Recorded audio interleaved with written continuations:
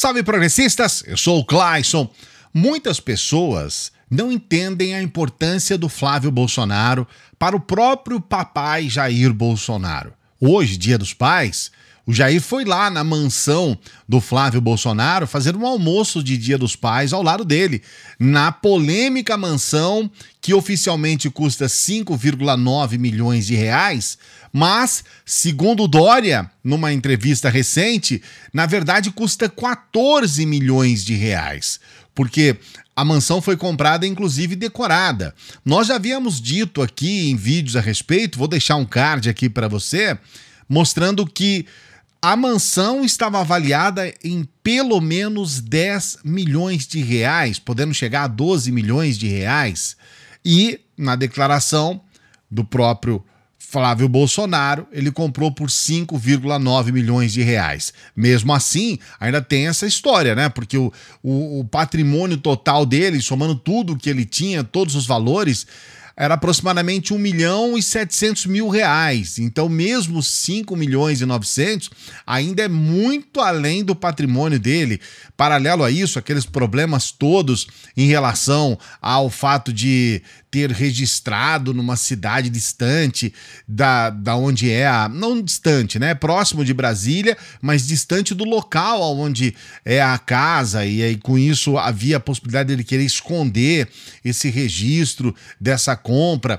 Ele também disse que havia vendido um apartamento, mas não registrou a venda desse apartamento. A situação dessa compra da casa é complicadíssima. Mesmo assim, com todas essas informações que eu estou passando para você, ele sobreviveu maravilhosamente bem.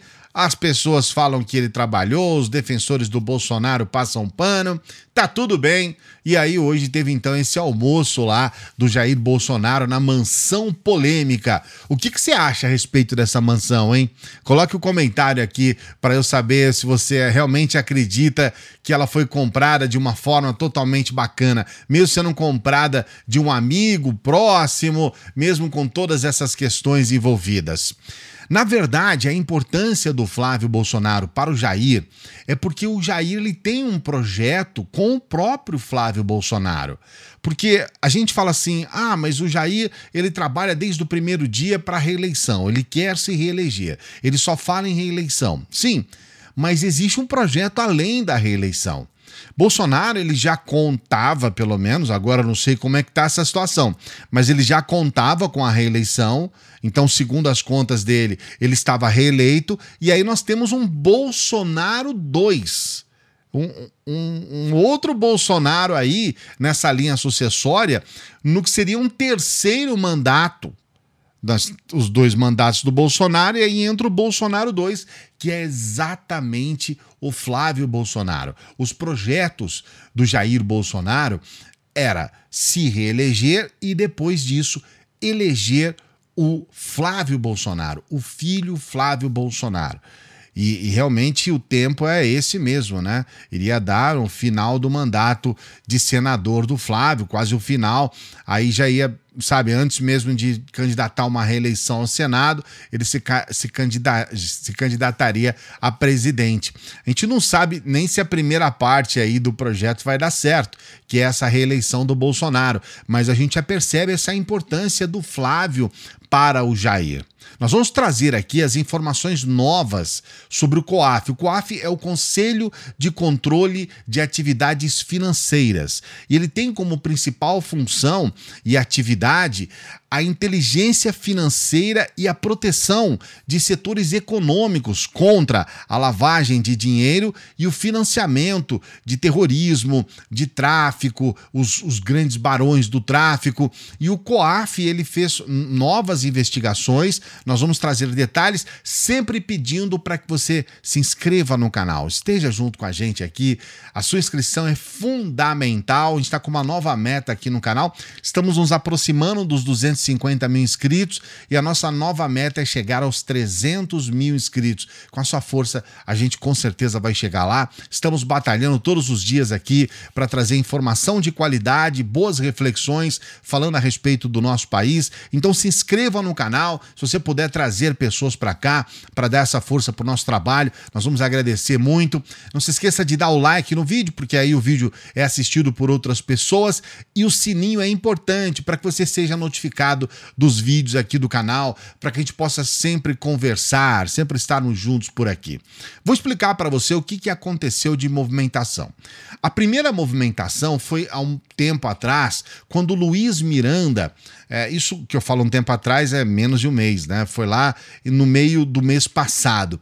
O Luiz Miranda ele fez uma denúncia dizendo que existiu uma pressão envolvendo um contrato do governo Bolsonaro com a VTC Log.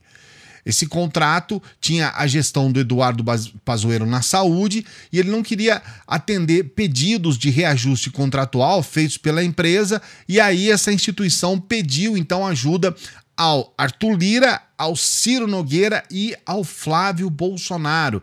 Eles tiveram então um esquema que formaram esses três para revelar então essas irregularidades, e aí essa denúncia ela não foi assim muito para frente, mas aí já havia a possibilidade de se levantar até certos contatos do Flávio Bolsonaro com a VTC Log. O Flávio, inclusive, na ocasião chegou a falar alguma coisa, dizendo que não, isso não tem nada a ver, esse contrato foi feito para levar a internet para o Nordeste, para levar crescimento e desenvolvimento para o Nordeste. Ele meio que desconversou. Mas a grande verdade é que havia sim meio que uma conversa aí entre a empresa e o Flávio Bolsonaro, e os dois, né, Arthur Lira e Ciro Nogueira, que aí passou a ser agora, né, quase que um braço direito do Bolsonaro, mandando praticamente no governo, no coração do governo Bolsonaro, na Casa Civil. Então, a gente não sabe o que foi apurado, mas tem questões aí nessa história toda para serem explicadas, e a gente espera que sejam explicadas, né? E agora, recentemente, o que aconteceu? Esse é o ponto principal. O processo do Flávio Bolsonaro, ele havia parado lá no Tribunal de Justiça do Rio de Janeiro. Inclusive, houve até uma situação em que todos os levantamentos feitos pelas investigações com relação às contas, com relação aos movimentos do Bolsonaro, do Flávio, né, poderiam estar sendo suspensos, a quebra de sigilo não iria acontecer mais. Inclusive, ele conseguiu nadar de braçada nessa lei do foro privilegiado, algo que, inclusive, os próprios bolsonaros, em algum momento, eles condenaram isso. Olha, onde já se viu haver uma lei de foro privilegiado, bandido tem que ser investigado, mesmo que seja deputado, senador e tudo mais. O Flávio acabou utilizando essa premissa do foro privilegiado para escapar, e ele, de fato, ele conseguiu, vamos colocar assim, algumas vitórias. De fato, o STF aprovou, então, a exclusão dessa quebra de sigilo bancário e fiscal. Isso, de fato, aconteceu. Ele conseguiu entrar nessa situação de foro privilegiado, mas agora as coisas mudaram novamente, porque temos novos elementos. É importante você saber, olha, o Flávio Bolsonaro, ele é acusado de peculato, de lavagem de dinheiro, de apropriação indébita e organização criminosa. Esse é o caso Rachadinha, é o desvio de salários dos próprios assessores. Tem 16 pessoas, incluindo esse caso do Fabrício Queiroz, que foram denunciadas nessa peça. Então não é uma coisa tão simples assim. Tem assessores que estão envolvidos, tem uma série de questões que estão sendo colocadas ali. E agora, mesmo que esteja um tanto quanto enfraquecido em função dessas decisões que eu falei para você, o Ministério Público ele conseguiu novos elementos que podem complicar bastante. Uma das questões é esse documento que descreve movimentações financeiras consideradas atípicas. E aí eles trazem a figura do policial militar Diego Ambrosio. Tem o Diego Ambrosio e tem também a ex-mulher, tem outras pessoas que estão ligadas ao filho do presidente Jair Bolsonaro.